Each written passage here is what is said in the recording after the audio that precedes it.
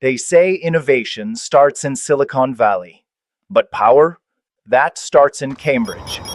While retail traders chase the next pump, Harvard, MIT, and Stanford are quietly scripting the backbone of a new financial empire. And it's built on Ripple's rails. $80 million in research funding, case studies on XRP, professors running validators on campus servers. This isn't education, it's indoctrination for the next monetary regime. Think about it. When the same institutions that built the dollar system start training students on distributed ledgers, that's not curiosity, that's succession planning. The elites aren't fighting crypto, they're absorbing it. So the real question is, when the next system goes live, will you still be a spectator or collateral? Since 2018, Ripple has directed more than $80 million through its University Blockchain Research Initiative, UBRI, straight into world-class universities like Harvard, MIT, and Nanyang Technological University. This isn't charity, it's strategic capital. These schools are not just studying blockchain, they're running live validators on the XRP ledger, giving academia a direct hand in the network's operations.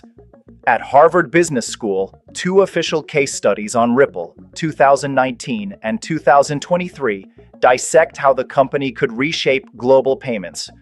MIT researchers are already integrating RippleNet corridors into their cross-border transaction models. And Stanford labs are testing tokenized settlement systems that mirror Ripple's framework almost perfectly. The line between research and influence has blurred. Professors become consultants. Students become policymakers. The classroom becomes the training ground for a digitized financial order. This is an academic curiosity. It's recruitment into a system designed to outlast the old one. So the real question is, when the textbooks close and the ledgers open, who will be writing the rules? Behind the glossy innovation banners lies a quiet convergence. World Economic Forum, central banks, RippleNet corridors, all wiring into the same narrative. A single, programmable liquidity layer for the world. XRP was never built to compete with SWIFT.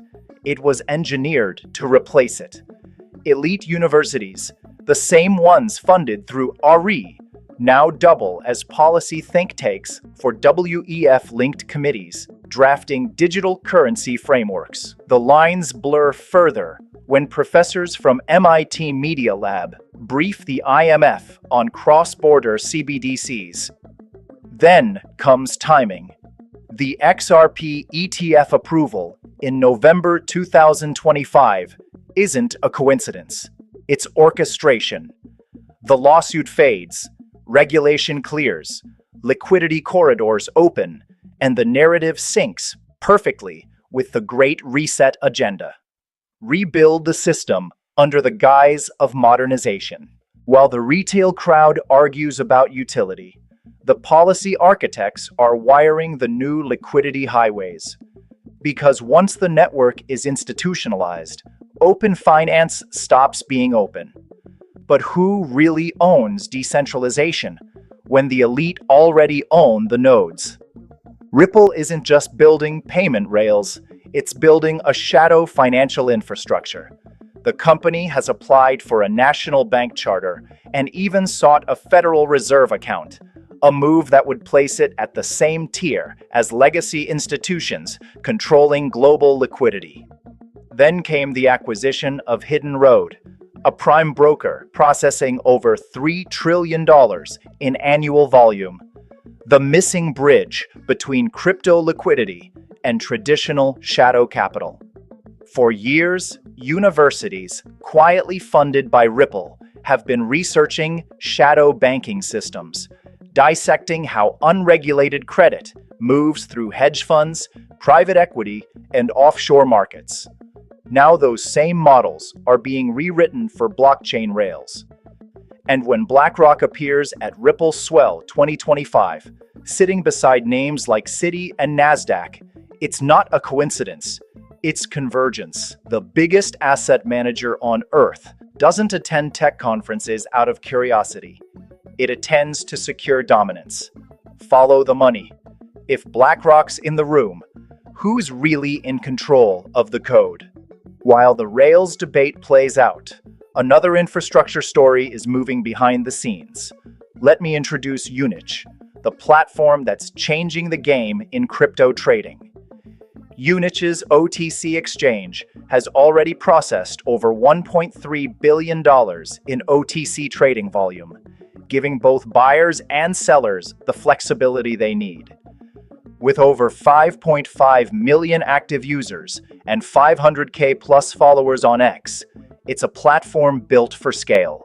The SEC's lawsuit against Ripple in 2020 looked like an open battle. Headlines screamed "crackdown," and the markets panicked. But beneath the noise, the script was already written. The $175 million penalty quietly shrank to $50 million, and by June 2025, the SEC dropped its appeal without a sound hearing. Days later, 7 institutions filed for XRP ETFs simultaneously, a perfect pivot from prosecution to permission. Behind the curtain, the choreography became clearer.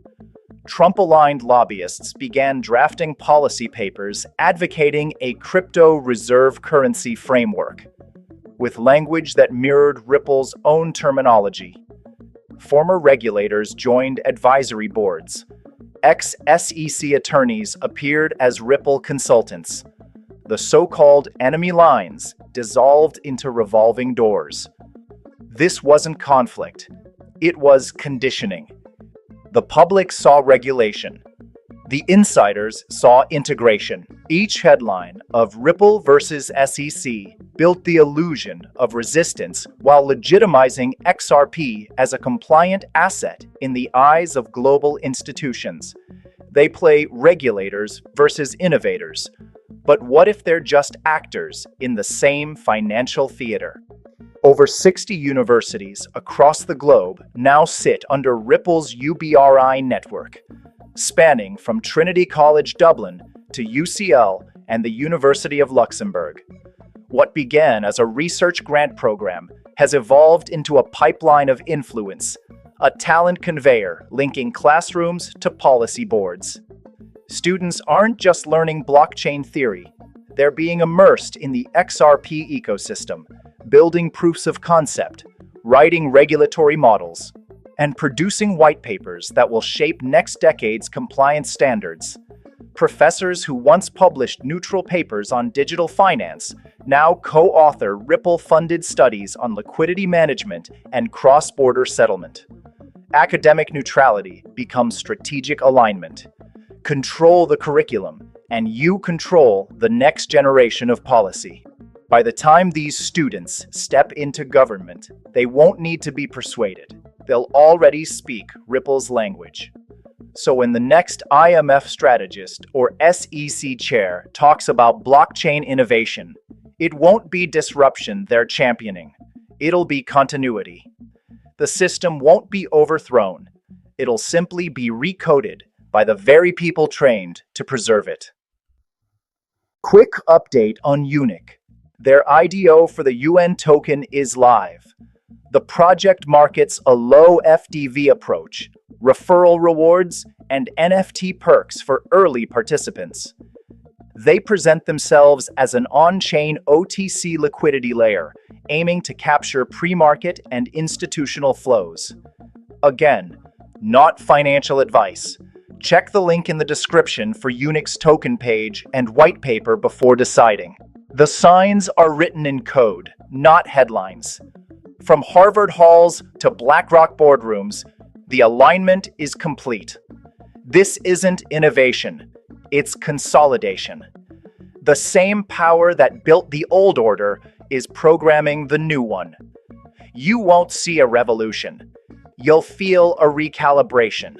Slow, silent, irreversible. And when the next liquidity wave hits, blood will move before capital does. The game's already in motion. Survival belongs to those who read between the ledgers.